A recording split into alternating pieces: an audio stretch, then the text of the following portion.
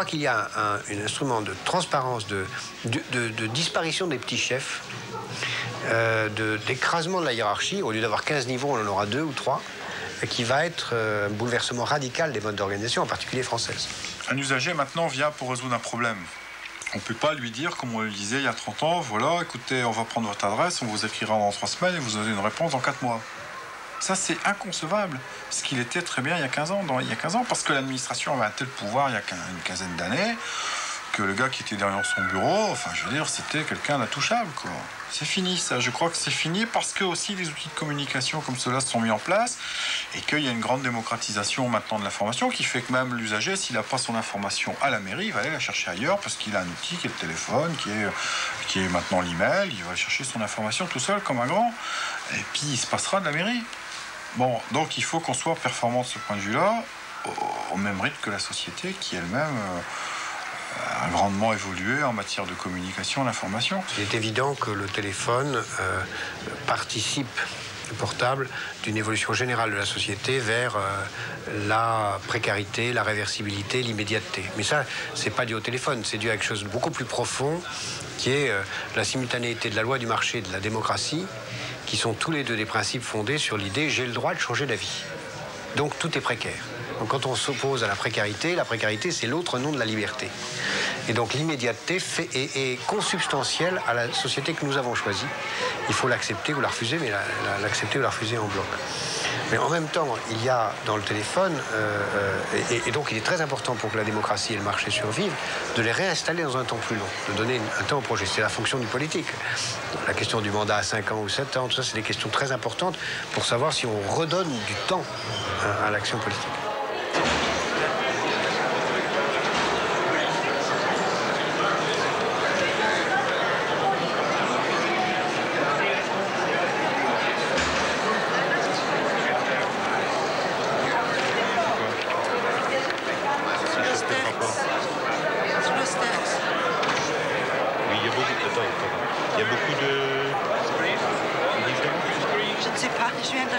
J'ai fait en 4e vitesse.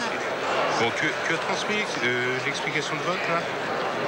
Bon, d'accord, j'ai inscrit. Ok.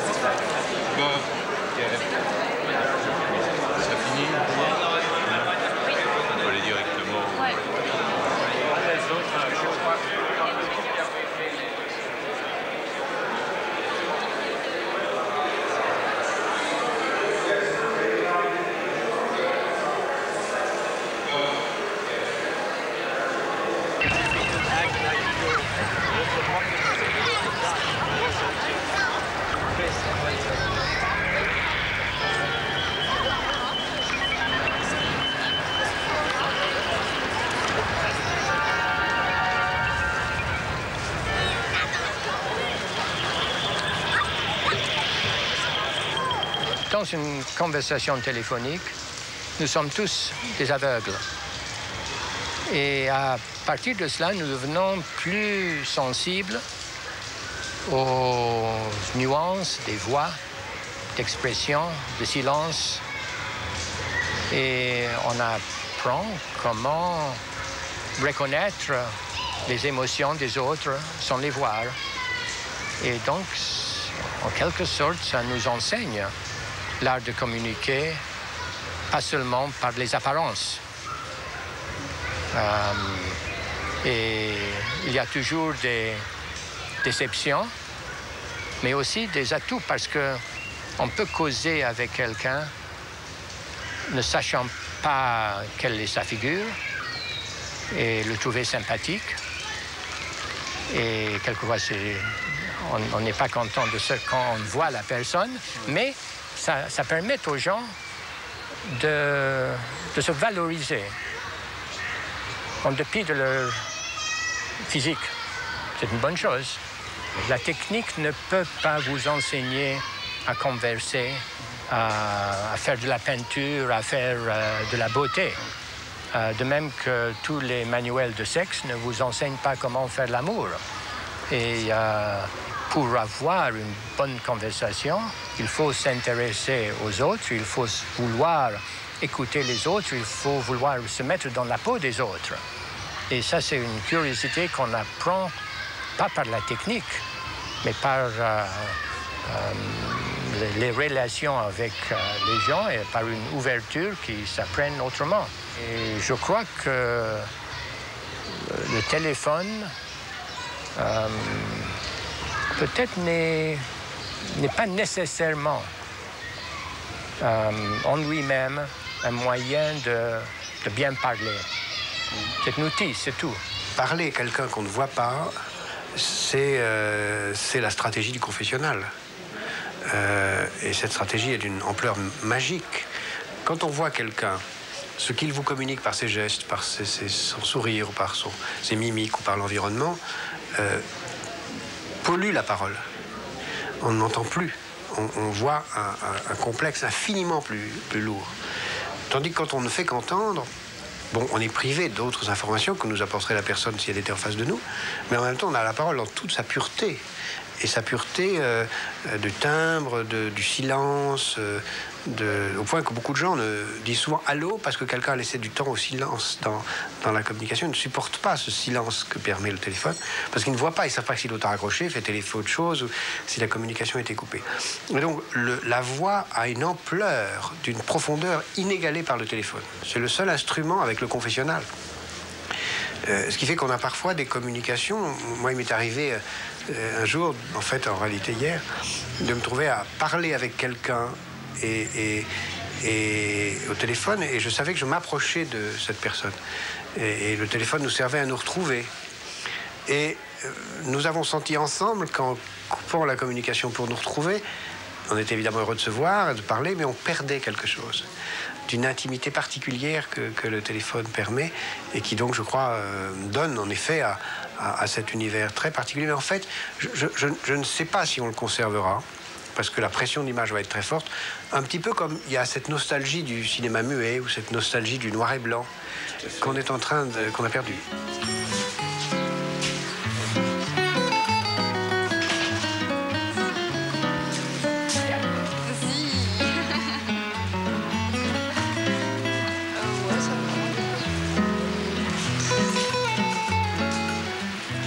Que yo quiera comenzar de nuevo, no puedo olvidarse. Por más que yo intento borrar, te recuerdo y no dejo de amarte. Jusqu'à 5 heures et en fait, quand tu m'as appelé ce matin, es que tú fuiste en mi vida como un árbol que su sombra me regala. Je n'entendais pas du tout ce qui se passait. El cristalino manantial que me refresca y que mi sed apaga. Cuántas cosas bellas, T'as entendu la mer? cuántas emociones juntos disfrutamos. Non.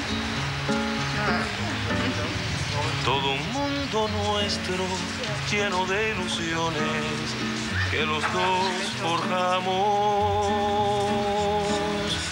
No es imposible comprender la realidad de que un amor así no puede terminar. Es necesario y precisamos tanto ser sinceros.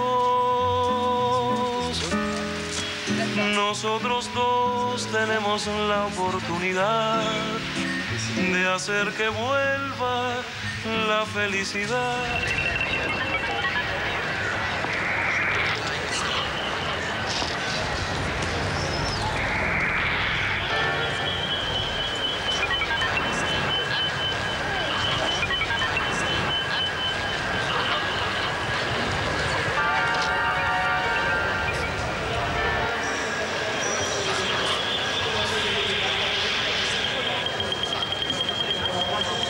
Jusqu'à présent, être riche, c'était avoir. Aujourd'hui, demain, être riche, ça sera appartenir à un maximum de réseaux. Bon. Et le téléphone est un moyen de richesse, puisque c'est un moyen d'appartenance à un maximum de réseaux. Donc, c'est un objet qui fascine à cause de ça, parce que c'est un instrument d'appartenance. En même temps, je crois que c'est un instrument de transition, parce qu'il est extraordinairement rudimentaire. La montre donne l'heure, elle n'a pas bougé depuis un siècle, c'est récent, mais ça fait un siècle, elle a tenu. Je ne pense pas que le téléphone sous cette forme tiendra un siècle. Parce que très bientôt, avec le WAP, on aura un écran de télévision et on verra beaucoup d'autres choses. Et un peu plus tard, mais un peu plus tard c'est dans 15 ans, mais à mon avis plus tôt que ça, on aura un écran virtuel dans des lunettes qui permettront d'avoir un univers à 3 dimensions. À mon avis, l'avenir, c'est l'intégration du téléphone et de la console de jeu, qui permettra d'avoir dans la console, placée dans des lunettes, l'intégralité de la communication téléphonique, y compris et beaucoup plus la communication visuelle. On verra celui qui on parle, si on a envie de le voir et s'il a envie d'être vu, soit sous forme réelle, soit sous forme carnavalesque de masque, soit sous forme de virtualité plus tard à 3 dimensions et même tactile, puisqu'on sait qu'on saura le faire. Donc, à mon avis, le téléphone n'est qu'une phase de transition vers la pénétration dans des univers virtuels d'une très grande sophistication. Dès lors qu'on parle temps, on va parler synchronisation. Et on s'aperçoit que l'ensemble des opérateurs, qu'il s'agisse des fabricants, qu'il s'agisse des sociétés qui fabriquent des logiciels, qu'il s'agisse de ceux qui font des organisers, qu'il s'agisse des Intel et autres acteurs de ce marché-là, tous travaillent sur des techniques, sur des protocoles de synchronisation. Bluetooth, par exemple, permet d'ores et déjà de faire communiquer un portable avec un PC, un Palm Pilot avec un Nokia, etc. Donc en fait, les objets vont se synchroniser. Voici des exemples de design contemporain. Un ordinateur qui pourrait sortir l'an prochain pour le grand public, un calculateur, ici un portable avec caméra intégrée que l'on peut utiliser ou non, un mini-ordinateur ou organizer, ici un ensemble de portables, celui-ci a un petit écran au bas de l'appareil pour plus de commodité, celui-là c'est l'un de mes chouchous, un portable tout simple. Il me suffit de l'ouvrir et j'ai plusieurs écrans sur lesquels je vais écrire avec un crayon et qui vont déchiffrer mon écriture. Très facile d'utilisation et pas du tout encombrant. Dans un univers de plus en plus solitaire, dans lequel on est de plus en plus pris par la précarité, où on réinstalle du sens au long terme, où on essaie de se rassurer contre la peur de la mort et contre la précarité par la distraction. Pascal disait, face à la mort, le divertissement est la réponse des hommes. C'est pas hasard si l'industrie de la distraction est en train de devenir la première industrie de la planète. Et le téléphone va être un instrument essentiel de distraction. La première activité du WAP, ça va pas être du tout les restaurants ou les taxis, c'est les jeux. D'abord des jeux sommaires, puis des jeux très sophistiqués. Et ensuite, au-delà de la distraction, on pourra avoir des films, on pourra avoir toute une série d'activités sur le WAP qui seront d'abord des activités de distraction. Non, ça a l'air crade. C'est pas lié. Bon, justement, c'est 10 francs 45 la barre pâtisserie. Non. Ouais, bah, ici, je crois pas, là. Bon, d'accord. Bon. Et alors, et puis, non, mais c'est l'enfer, là, parce que moi, il n'y a rien qui est dans les mêmes rayons, quoi. C'est infernal, quoi. Il y a 40 000 trucs. Et après, comment je fais, moi, Vous pouvez pas me faire la liste dans le bonheur du magasin, parce que là, bah, je suis un peu perdu.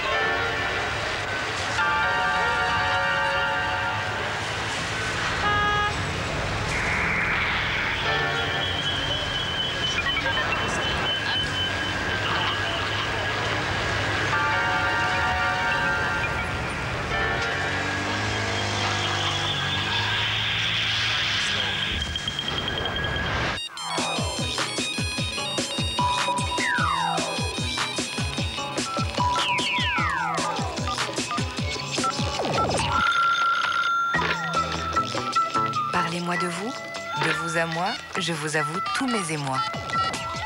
Sur le fil, un film sur les conversations anonymes des services d'entraide téléphonique. Tout de suite sur Arte. Parce que, en fait, mon truc, c'est que je pense que... Allô? Vous m'avez posé quelques questions, j'ai pas compris. Je souffre beaucoup. Bonjour madame, ça va? Oui? C'est là, en fait. Et vous? Non, ça va pas. Ah bah, je pense que j'ai pas de place. On peut perdre du temps, hein. Moi je me blesse souvent. Je me blesse souvent au doigt. Hein. C'est vrai qu'on a souvent les mains dans l'eau, on a les doigts, les tours des ongles qui craquent, etc. Souvent on a des petites blessures. Oui, allô? J'ai du mal à trouver des petites amies. Est-ce que vous pourriez m'aider? Et je me sens... Je viens de m'enfuir de chez moi. Vous venez de vous enfuir de chez vous? Avec quel âge? C'est interne, c'est un sentiment interne en fait. L'exclusion en fait. Bon, moi, je n'ai pas du tout l'habitude ordinaire qu'on me fasse des fellations sans préservatif, et là, ça a été le cas. Et je voulais savoir ce que vous en pensiez. Qui fait souffrir en fait. D'accord.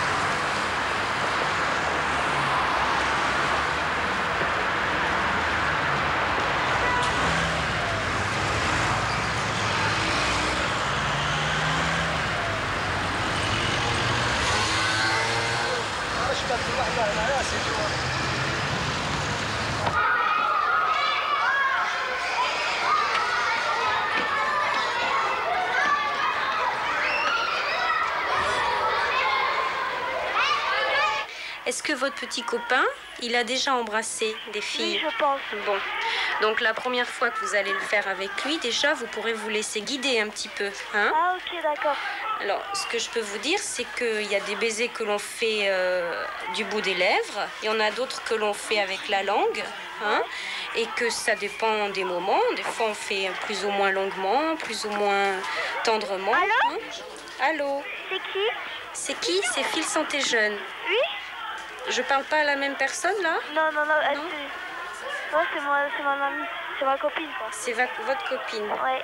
Et alors, vous, qu'est-ce que vous voulez savoir? C'est tout. Qu'est-ce que vous m'avez dit? Bah, c'est bon. C'est bon? Ça vous suffit? Oui, merci. Ben, je vous en prie. Au revoir.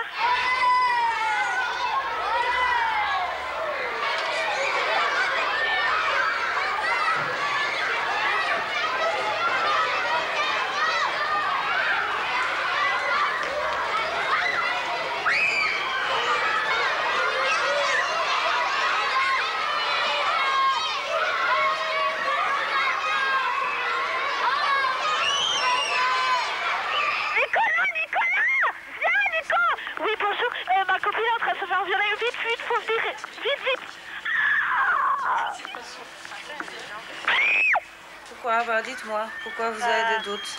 Parce que, en fait, j'ai peur qu'il y ait eu un problème pendant ce temps, alors...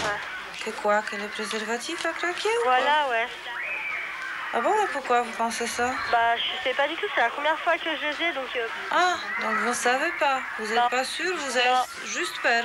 Ouais, voilà, ouais. Donc en principe, ça craque pas, hein? Normalement, non. Non? Bah, c'est fait pour. On est bien d'accord. Si ça t'est arrivé à une de vos amies... Le problème, c'est que c'est arrivé à moi. Que c'est arrivé? C'est arrivé à moi, c'est pas arrivé à une copine. Ça fait une petite demi-heure qu'on parle. Entre le tout début, il y a eu un petit moment. Phil Santé-Jeune, bonjour. Oui, bonjour. J'aurais voulu avoir un renseignement concernant, en fait, quand on fume du shit et tout ça, combien de temps il y a des traces dans le sang? Ouais, vous avez perdu une prise de sang, c'est ça que vous allez faire? Comment? Vous avez perdu une prise de sang que vous allez faire? Oui. Ben, ça se voit pas.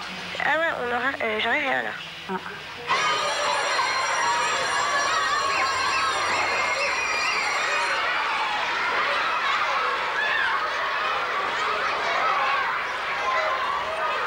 Bonjour. Bonjour. comment enfiler une capote? Est-ce que vous pourriez m'expliquer? Pourquoi vous me posez cette question?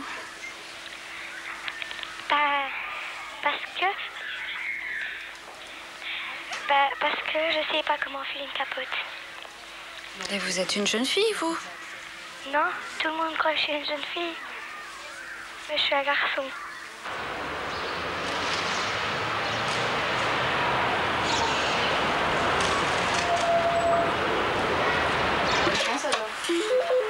Tu te sentais jeune? Bonjour, alors, bon, je peux pas vous dire mon nom? Non, c'est anonyme ici. Comment? C'est anonyme ici. Oui. Et alors, on m'a donné ce numéro, mais là, je suis à Carrefour. Et je suis allée dans un Carrefour avec une copine, on a volé. Ah oui? Et je me sens pas bien, quoi. Et je sais pas comment... Donc, qu'est-ce que vous avez... Il faudrait que je retourne leur dire, que j'essaie de les rendre, ou aller le reposer et repartir. Qu'est-ce que vous avez de moche, à votre avis? Je sais pas. Peut-être mon nez. Ouais. Et comment votre nez? Il est gros. Pas marrant. Bah, c'est vous qui rigolez, là, ouais, je dirais. Mais pour ça, tout le monde rigole que je suis gros. À cause de votre nez, hein? Ouais. Ouais. Et c'est le nez de qui? Je sais pas. C'est le nez de quelqu'un de votre famille, hein? Non. Personne n'a le même nez que vous? Je sais pas, peut-être que... Pas rigoler. Qui c'est qui aurait le même nez que vous? Qui aurait le nez qui se rapproche le plus du vôtre? Je sais pas. Moi, si vous savez. Non, mes parents, ils ont même pas la même couleur de peau que moi. Ah bon? Ouais. Pourquoi vous êtes quelle couleur, vous? Je suis plus foncé, je suis marron foncé. Et vos parents, ils sont comment? Ils sont plus blancs que moi. Ouais, enfin, vous êtes en train de me dire quoi, que c'est pas vos parents? Si, bah si, je sais pas, moi. Peut-être qu'ils m'ont adopté, je sais pas. Alors vous êtes marron foncé, vos parents sont marron clair. On a volé ça, on est allé au rayon bonbons, on regardait pas qu'on a tout pris. Après, on est allé au cassette vidéo. Et on a pris ça. Et vous avez réussi à sortir? Oui. Sans faire sonner les machines? Non, parce que j'ai une copine, c'est on peut dire une professionnelle. Elle sait comment défaire les... Non, j'ai un nez de black. Ah bah en même temps, si vous êtes marron foncé, c'est un peu normal d'avoir un nez de black, non? Ouais. Il y avait une grande chance en tout cas. Non? Ouais. C'est déjà arrivé au collège et au lycée? Et marron foncé avec un nez de blanc, vous seriez ridicule, hein? Ouais. Ouais, je suis désolée, mais ça irait pas ensemble. Ouais, je sais pas. D'abord au collège? Mais pourquoi c'est mal? J'en sais rien, moi. C'est mal pourquoi? C'est mal pour qui? Oh, j'en sais rien. J'en sais rien.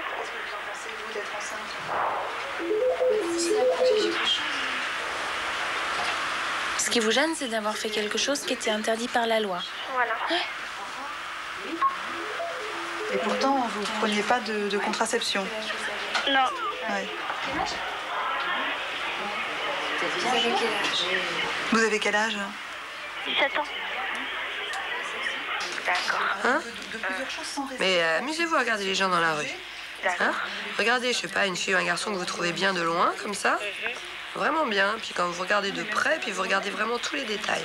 D'accord. Et vous verrez qu'il y a toujours un truc qui cloche. D'accord. D'accord? D'accord. Merci de m'avoir entendu. Je vous en prie, vous êtes dans quel département? 59. Ok. Et vous avez quel âge? J'ai 16 ans et demi. D'accord. Allez, bon courage. Au revoir. Voilà, c'est ça.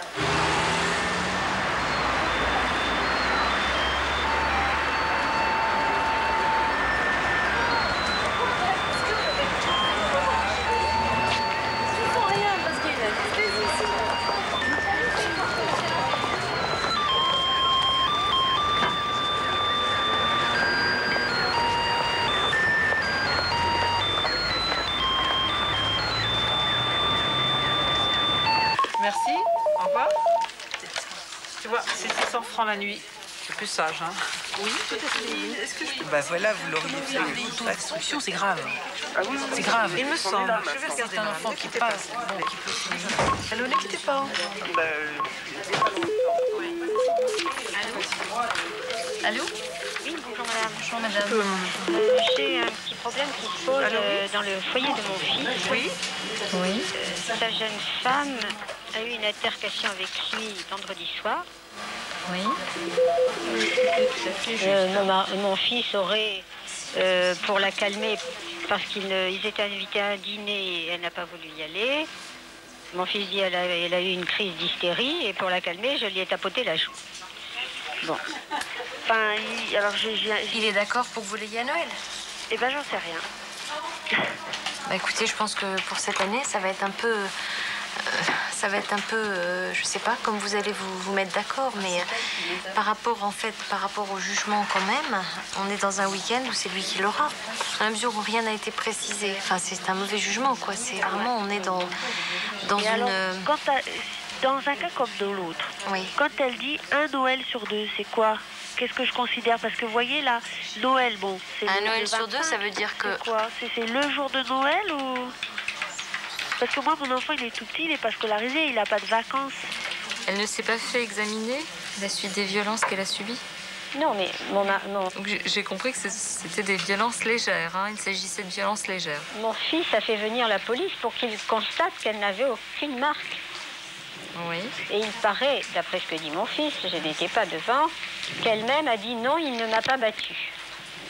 Mais ça n'est marqué nulle part, puisqu'il n'y a pas eu de rapport. On n'a pas eu de rapport de police. Maintenant, est-ce qu'il y en a un de fait? Je ne sais pas. Ok, bon courage. Merci, madame. Vous êtes très gentille. Au revoir.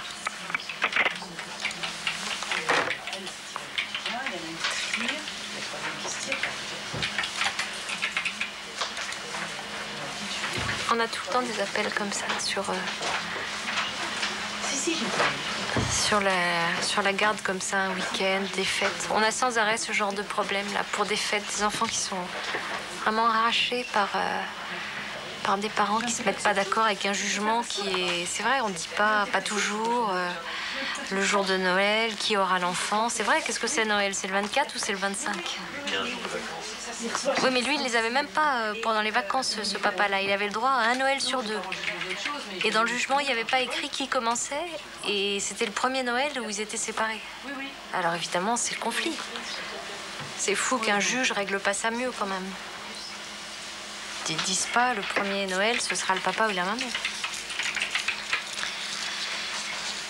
Bon.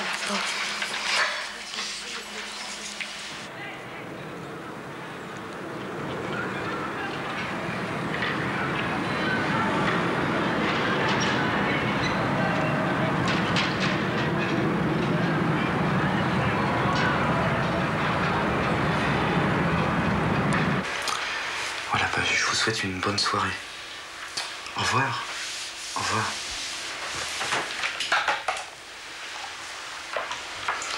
Allô? Oui. Oui, je vous écoute. Alors, je travaille pour un contrat d'essai. Oui. Et après, si ça va, ils vont me renouveler 2 mois. Mais c'est pour contrat déterminé. Je veux prier pour que je puisse avoir un contrat indéterminé où je travaille, ou trouver un travail contrat indéterminé et que je serai heureuse dans mon travail. Je vous interromps juste quelques instants, je prends la personne et puis je vous reprends tout de suite après. Là. J'ai quelqu'un en ligne, là, sur l'autre ligne. Ne quittez pas. SOS Prière, bonsoir. Bonsoir. Oui, excusez-moi, j'ai quelqu'un en ligne. Je termine avec la personne et je vous prends tout de suite après. Oui. Ne quittez pas.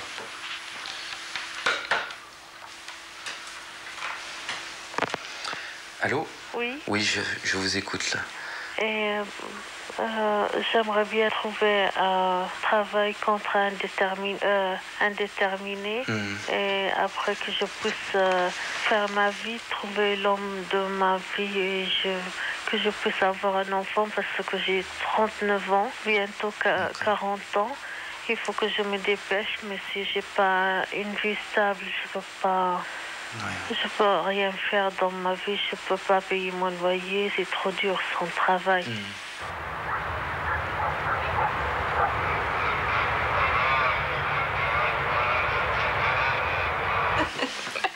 Et je me suis fait quand même traiter de...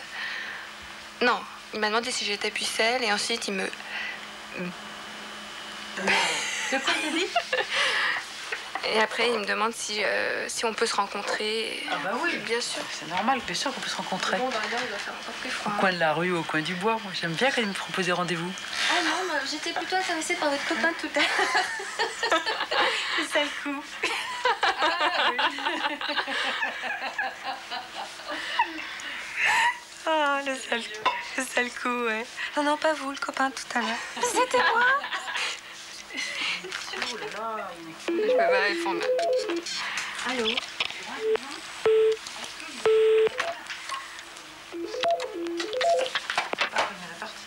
Allô, Phil Santé Jeune? Bonjour. Bonjour. C'est pour un petit renseignement. Oui. Alors, j'aime ma cousine. Et elle m'aime, et puis je l'ai mise enceinte. Oui. Alors, je sais pas comment on doit faire. Bah, c'est peut-être plus compliqué que ça, non?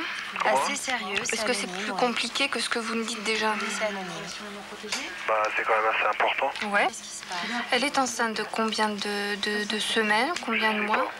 Comment ça, vous savez pas? Bah, je sais pas, justement, je préfère pas trop poser de questions parce que elle a peur. Faut savoir. Il faut qu'elle prenne une décision par rapport à tout ça.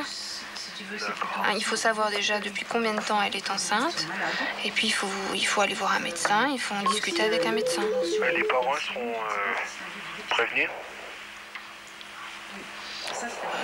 Si vous prenez aussi, elle prend la décision, si vous prenez la décision de poursuivre la grossesse, c'est évident que les parents seront mis au courant. Et si on va voir un médecin, tous des trucs comme ça, ils seront au courant, les parents? Vous avez quel âge?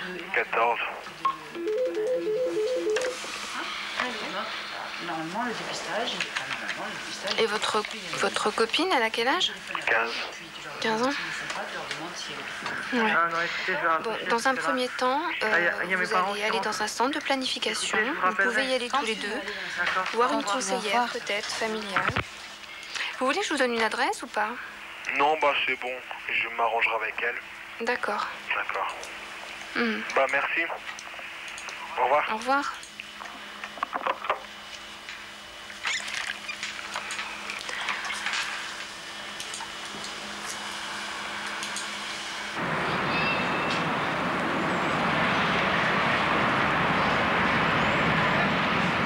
Est-ce que vous avez encouru un risque par rapport au virus du sida? J'ai encouru un risque, oui. J'ai eu quelques comment dire, des pépins avec les préservatifs, quoi.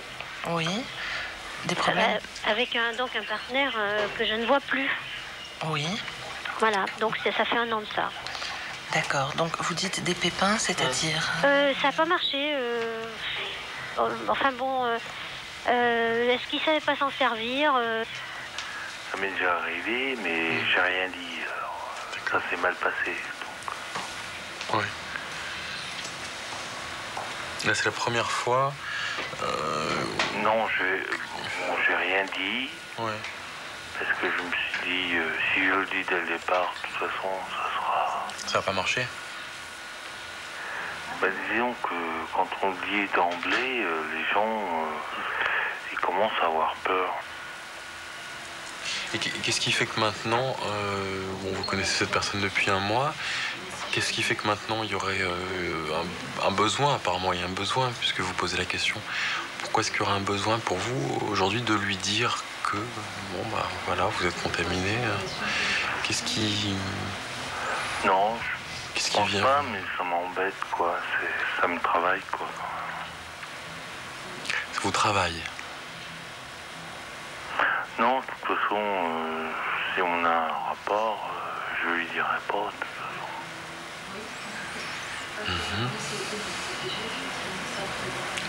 Donc il y a quand même une... Protégé, bien sûr. Donc il y a quand même une petite envie de lui dire, puisque... Mais oui, mais bon, pas tout de suite, mais je sais pas quand, ni comment, quoi.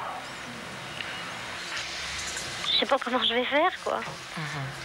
En plus, moi j'ai une fille à la maison, oui. Bon, qui n'est pas là ce soir bien sûr, mais si vraiment je suis porteuse de ça, j'aimerais, et ce serait quand même intelligent de m'avertir très vite, parce que je pourrais être contagieuse, donc. Non, le virus du sida, si vous voulez, si jamais il s'agissait du virus du sida, hein, ce qui n'est pas pour l'instant le cas, on n'en sait rien, il faut savoir que non, vous ne risquez pas de contaminer votre fille. Hein. Le virus du sida se transmet essentiellement par des relations sexuelles, vous savez, hein, ou lors de l'échange, bien sûr, de seringues, lors de l'injection de drogue, par exemple. Hein. Maintenant, dans la vie courante, il n'y a pas de risque. Je veux pas trop m'attacher. Mais en même temps, je voudrais pas qu'elle s'attache trop à moi, parce que... Qu'est-ce que... Au fond de ce que vous dites, qu'est-ce que c'est que ce truc qui serait de... Si je résume, si je caricature un peu, les séropositifs, ils ont le droit de faire des choses dans la vie, de travailler, d'être vivant, de se soigner, d'avoir des amis éventuellement, mais alors surtout pas d'être amoureux, et surtout pas d'avoir des relations amoureuses. Qu'est-ce que c'est que ce truc-là? Vous êtes interdit d'amour, c'est ça?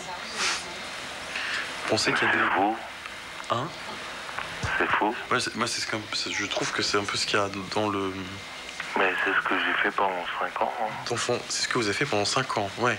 Parce que là, vous êtes... Je me suis réfugié dans mon amour, dans l'alcoolisme. Pas vraiment l'alcoolisme, mais l'alcool du soir. Qu'on peut appeler. Parce que là, vous avez quand même dit tout à l'heure, j'ai envie de pas trop m'attacher, parce qu'au cas où, si je lui dis et qu'elle me quitte, je veux pas trop m'attacher. Bon. Parce que bon, j'ai fait une connerie dans ma vie.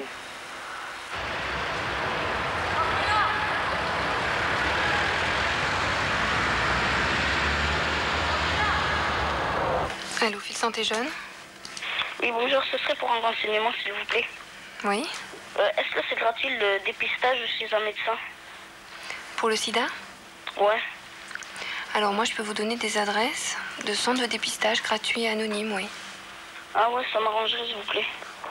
Vous pouvez me dire votre département pour que je recherche? La Gironde. D'accord. Ne quittez pas, j'allais chercher une adresse. D'accord, merci.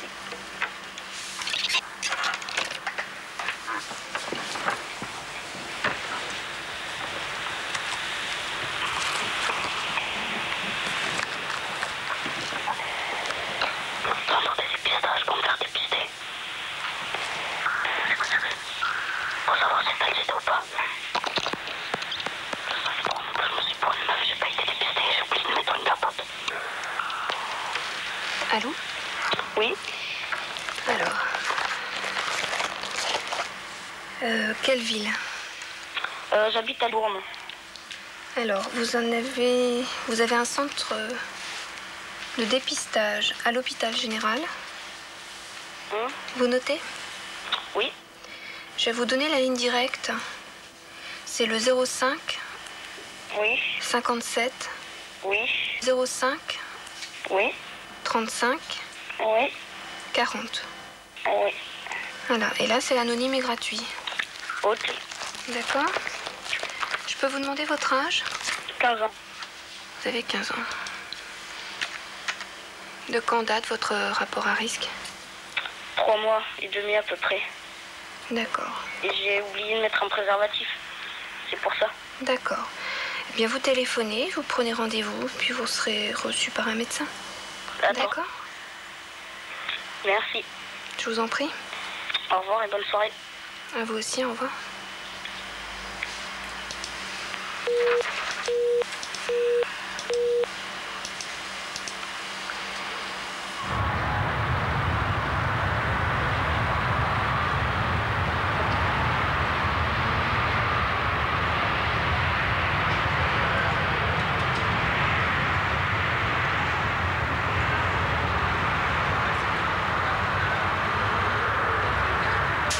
Je l'ai gardé, je sais pas.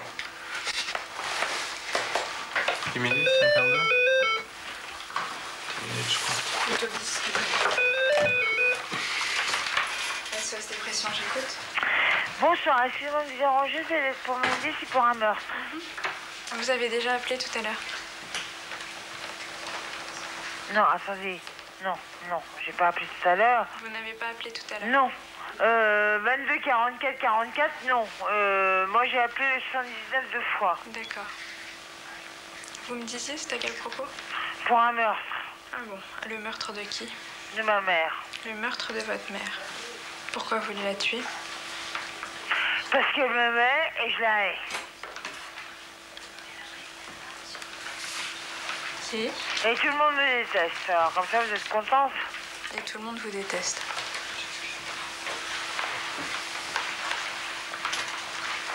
Tout le monde me déteste. C'est pas vrai. Tout le monde me hait avec un grand H. Et comment vous vivez ça? Hein? Comment vous vivez ça? Très mal. Très mal. Sans ça, je vous appellerai pas. Qu'est-ce que vous comptez faire? Qu'est-ce que je compte faire? C'est ça votre question? C'est ça ma question, oui. Faire un meurtre. Vous voulez donc la tuer? Oui. Ce qui ferait que les autres ne vous détesteraient plus. Ah non, mais attendez. Je commence par ma mère, mais après ça peut suivre, hein. Vous voulez tuer tout le monde?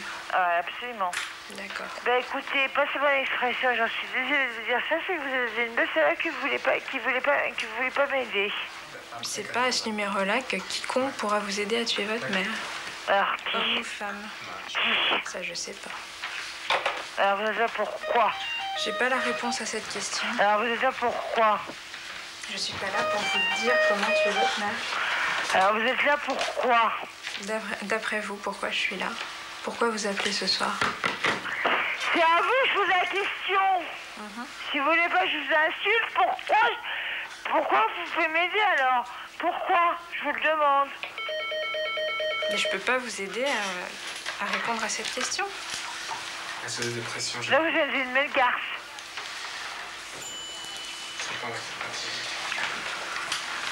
En clair, ça veut dire que vous n'avez rien à foutre de moi. Allô? Je vous écoute. Est-ce que ça veut dire que vous n'avez rien à foutre de moi? Oui ou non? C'est tout ce que je vous demande et après je raccroche. Non, j'en ai pas rien à foutre de vous, mais c'est pas bien la question. Ado, je suis sûre que j'allais vous répondre ça. Je peux pas répondre à vos questions, donc je vais vous laisser. Donc vous êtes... Ça marche bien.